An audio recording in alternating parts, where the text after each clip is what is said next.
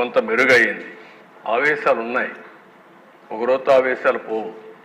బాధ ఉంది మనసులో, చాలా ఓసారి మీకు అవే జ్ఞాపకం కూడా వస్తూ ఉంటాయి. ఎందుకంటే మీకు జరిగిన అన్యాయం తలుచుకుంటారు. మీ కింద నుండే కార్యకర్తలు వచ్చి వాళ్ళు కూడా బాధపడతారు. నాకు ప్రాణ సమానమైనటువంటి కార్యకర్తలు పోగొట్టుకున్నాను నేను. అందుకనే మీరు చూసి చంద్రయ్య కేసులో నేనే పాడి మోసాను. నేను మర్చిపోగలుగుతాను ఆ సంఘటన, నా జీవితంలో మర్చిపోలేను.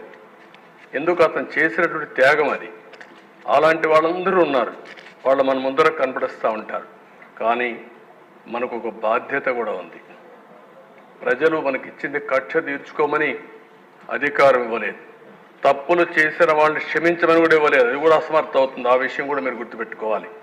తప్పు చేసిన వాళ్ళని శిక్షించాలి, అదే సమయంలో కక్ష తీర్చుకోవాలి, పొలిటికల్ విక్టిమైజ్ చేయాలి అనేది పెట్టుకుంటే మాత్రం దాన్ని ఏమాత్రం కూడా కరెక్ట్ కాదు.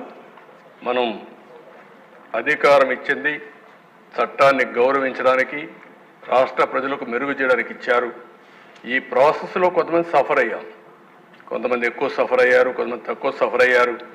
మొన్నటి వరకు ఎప్పుడూ ఊహించినటువంటి, ఎప్పుడూ సినిమాల్లో హీరోగానే కొట్టడమే తెలిసిన పవన్ కళ్యాణ్ గారు కూడా రోడ్డు మీద పడుకోవాల్సి వచ్చింది.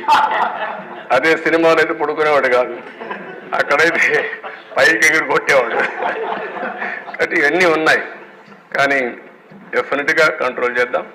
సెకండ్ థాట్ లేదు. ఇది అయిన తర్వాత మళ్ళీ మనం మాట్లాడుకుందాం. కమిషన్ కూడా నేను ఆలోచిస్తాను, ఏ విధంగా వేయాలి అనేది కూడా ఆలోచించుకొని నేను అన్ని స్టడీ చేసుకొని అవసరమైతే క్యాబినెట్ల మీద మాట్లాడతాను, మాట్లాడి యాక్షన్ తీసుకుంటాం.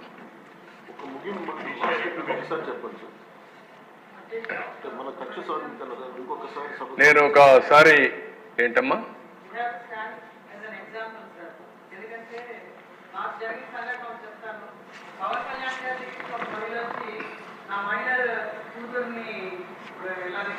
తీసుకెళ్తారని చెప్తే ఆయన వెంటనే స్పందించి వితిన్ 3 days తీసుకొచ్చారు. అదే ఇన్సిడెంట్ మా నియోజకవర్గంలో అయింది. నేను అప్పుడు పోలీసు అదే చెప్పాను, అక్కడ జరిగింది ఇక్కడ జరగట్లేదని ఆ తల్లి వచ్చి బాధపడుతున్నది. పవన్ కళ్యాణ్ గారు చూపించారు మీకు అది. మళ్ళీ మాకు కూడా అటువంటి గౌరవాన్ని మీరు కల్పించాలంటే అతను కూడా నిన్నటికల్లా అమ్మాయి దొరికిందండి, నాకు చాలా సంతోషంగా ఉంది sir. You stood as an example sir.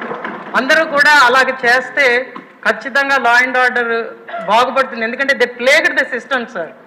System మొత్తాన్ని ఎలాగా వక్రీకరించి వాడుకోవచ్చు అన్నదానికి 2019-24 ఒక ఎగ్జాంపుల్గా నిలిచింది. దాన్ని మనం మార్చాలంటే ప్రతి ఒక్కళ్ళు దాంట్లో భాగస్వాములు అవ్వాలని నేను అందరినీ కోరుకుంటున్నాను.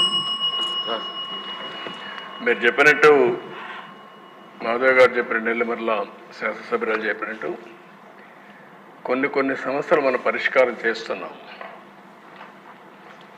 కొన్ని సమస్యలు మన చేతల్లో లేని సమస్యలు కూడా ఉన్నాయి. నేను పార్టీ ఆఫీస్లో ఉన్నా, ఒకరోజు ఒక అమ్మాయి వచ్చింది. వస్తానే కళ్ళు నీళ్ళు పెట్టుకుని ఎవరో మొదలుపెట్టింది. ఏంటమ్మా? ఒక 2 నిమిషాల తర్వాత అమాయించుకొని, సార్ నాకు జరిగిన అన్యాయం మర్చిపోలేకపోతున్నాను, మీరు ఏం చేస్తారో తెలియదు, ఆడబిడ్డలకు రక్షణ ఇచ్చే బాధ్యత మీరు తీసుకోండి. నేను ఒక విక్టిమ్ నేను చెప్పినప్పుడు ఆ అమ్మాయికి ఏం జరిగింది దానికంటే నేను అడగలేకపోయాను. కానీ అలాంటివి తిరిగి మనం కరెక్ట్ చేయలేం. కానీ దుర్మార్గులు సొసైటీలో లేకుండా చేసిన రోజున అలాంటి వారికి అందరికీ రక్షణ వస్తుంది. అదే నా ఆలోచన. నా జీవితంలో రెండో విషయం కూడా మీకు చెప్తున్నాను. పాదయాత్ర చేసినప్పుడు అనకాపల్లికి వచ్చాను. రాత్రి 2